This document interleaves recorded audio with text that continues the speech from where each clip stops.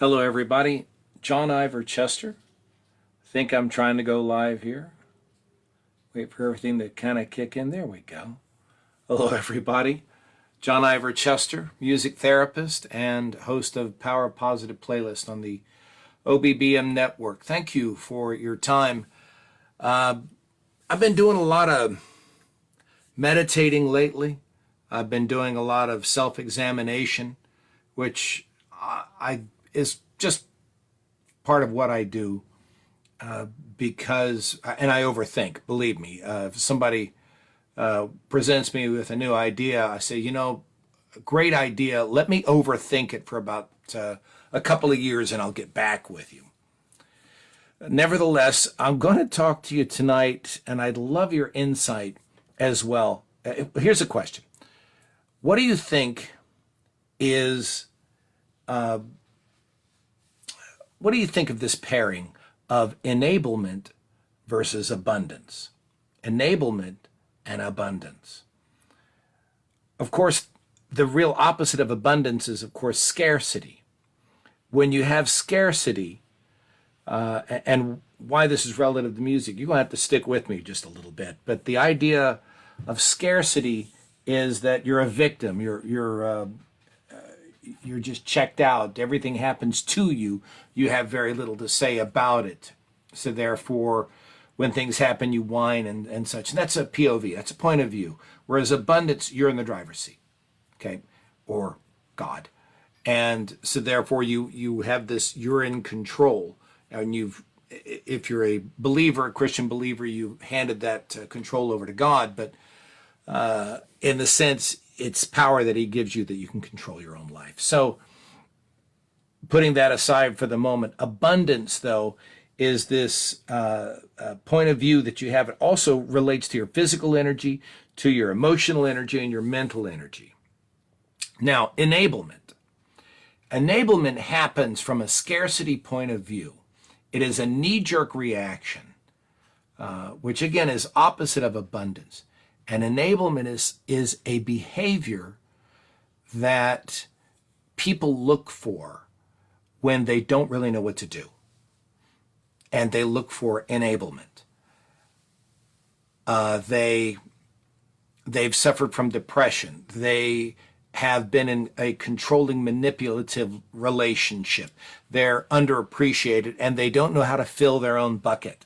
So they don't know how to make choice decisions, command decisions, big decisions in their life that get them out of the rut and onto a road that they can call their own.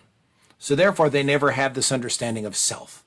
Now, music plays a part in that.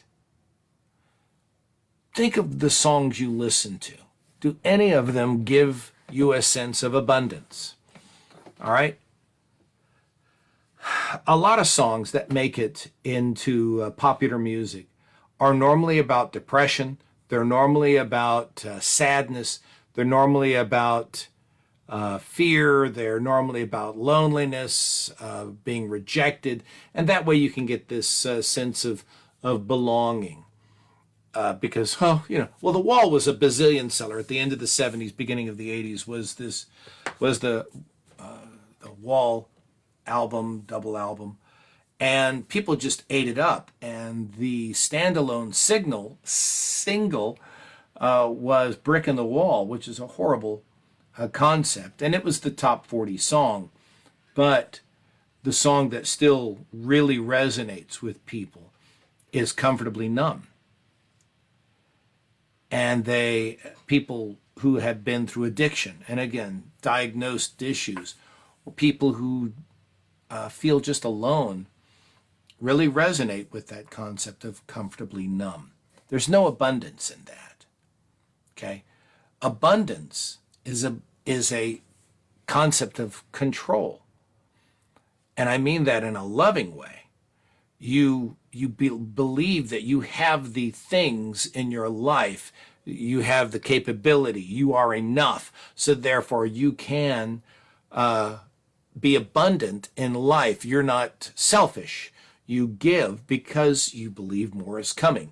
There's a line from Anthony Quinn in the movie Lawrence of Arabia, and he says he is a river to his people. You know, he goes out there and pillages villages and raids and such, but then he says, you know, I'm a river to my people. He gives to them. Are you a river to your people around you, your family? I don't mean by pillaging, thank you, but do you dam things up, or do you release them? Do you give? That's abundance.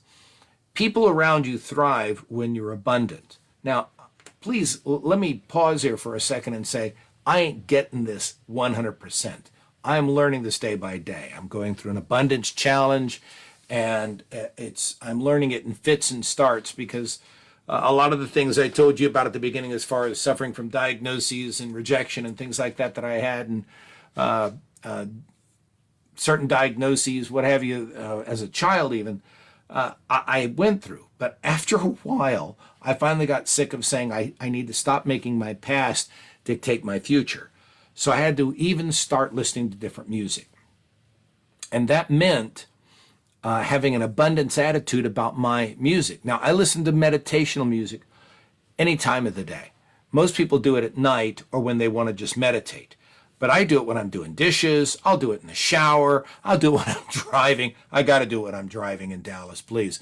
And that way, I get to control my own thoughts.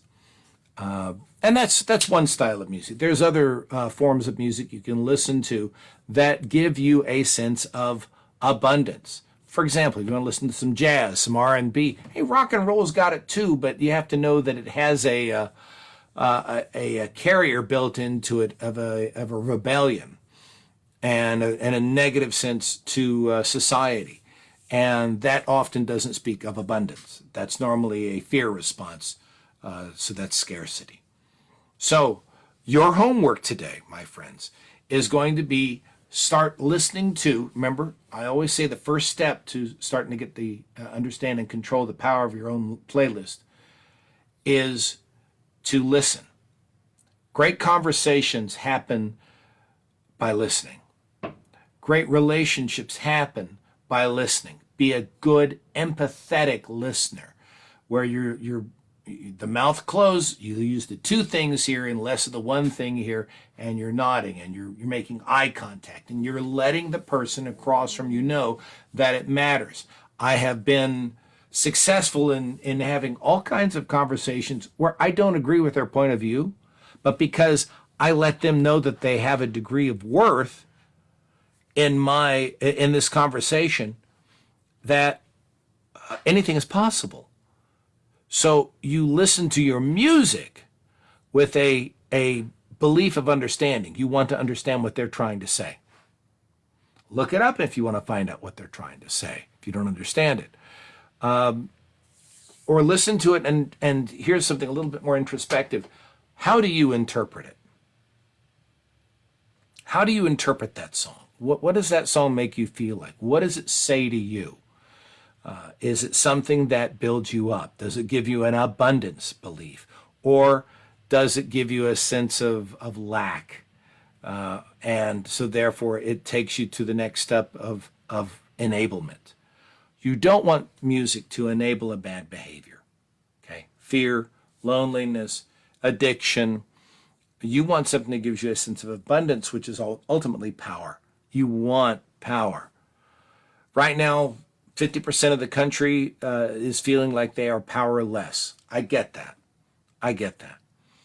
But that's a political process. I'm talking about an internal process. When you go to bed at night, when you have to get up and shower in the morning, when you are talking to people around you that are dear. We got the holidays coming up.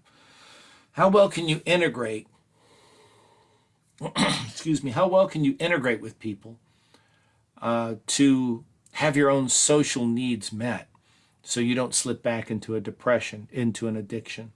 You can get further at your job. You can tell that person who is significant to you that you love them. If they don't receive it, guess what? And it's tragic, but it's their choice. People should know how to give and receive love.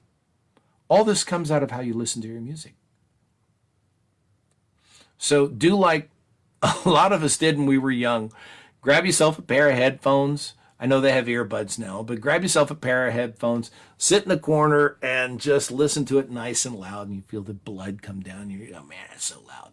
But listen to your music deeply and try and hear what it's saying to you. If it's just making you wish the good old days, and you're hearing Bob Seger, that old time rock and roll, fun party song, but if you're just bitching about the state of music and saying, well, they don't make good music like that anymore, when's the last time you really listened? I mean, really listened, because it's going to speak to the kids today.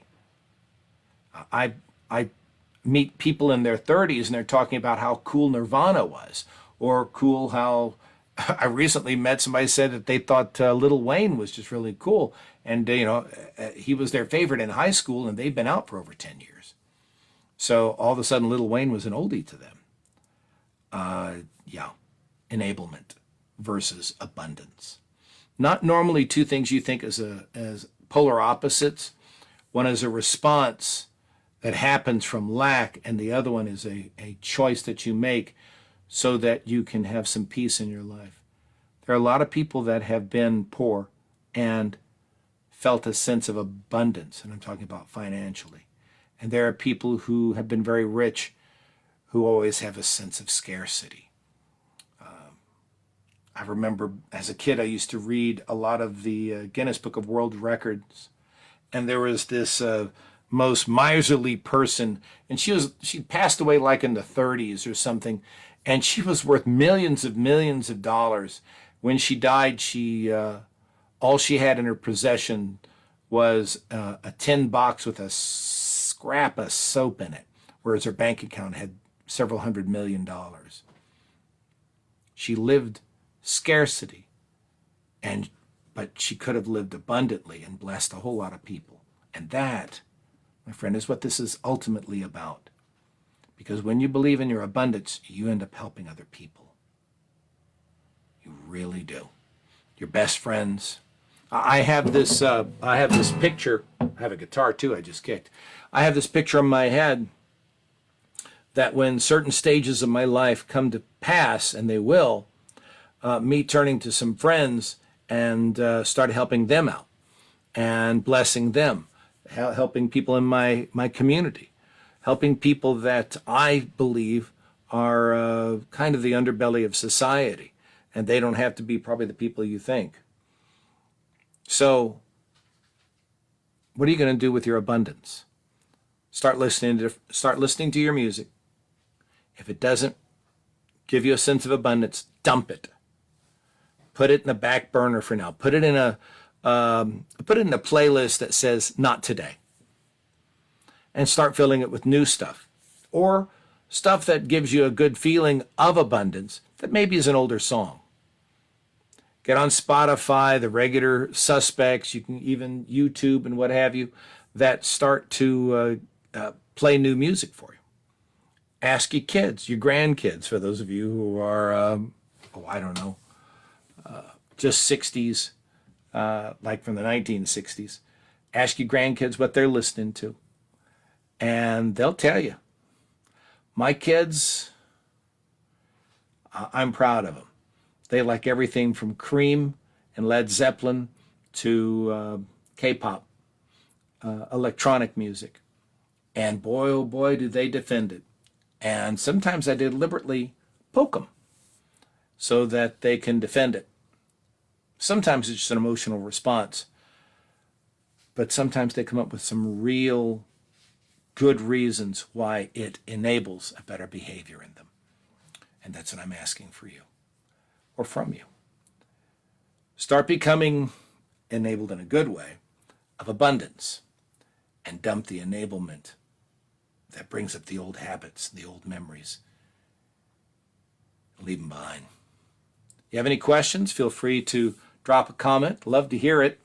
Tell me, I'd like to hear from you. Tell me some of the songs you listen to give you a sense of abundance. And please share this. Love to hear that from others. And you can find me at ivorchester.com. and the usual suspects of Twitter as far as Ivor Chester 3 and Instagram as well. Until then, my friends, we're going to be talking because we need some music around here. All right. We'll see you later, alligator.